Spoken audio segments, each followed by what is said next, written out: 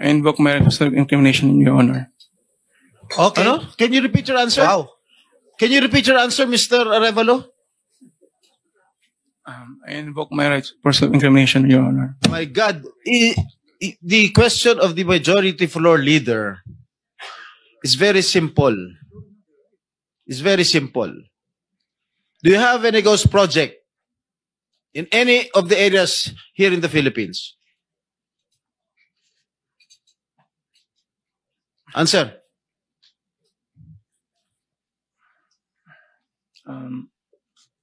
Dahil may mga usapin po na kakasuhan yung mga contractor ng DPWH po at parte ng ulat ng Senado na magpagrekomenda ng paghahain ng kaso laban sa resource person, ang payo ng aking mga abogado ay huwag magsalita sa panahon na ito dahil anumang pahayag ko sa pagsisiyasat. Sino nag Okay na, Mr. Chairman. Nakakainit lang ng ulo. Salamat po, pero parang wala akong patutunguhan to pag itong ating pamahalaan, ating gobyerno, wala So it's na now the turn pakita. of Senator Rapi Tulfo. St. Timothy, ayan si Madam Roma. St. Timothy and I think Wawaw is here. Yeah, St. Timothy, meron kayong ghost project sa Bulacan? Mr. Chair, wala po. Categorically. Tapos yung Wawaw,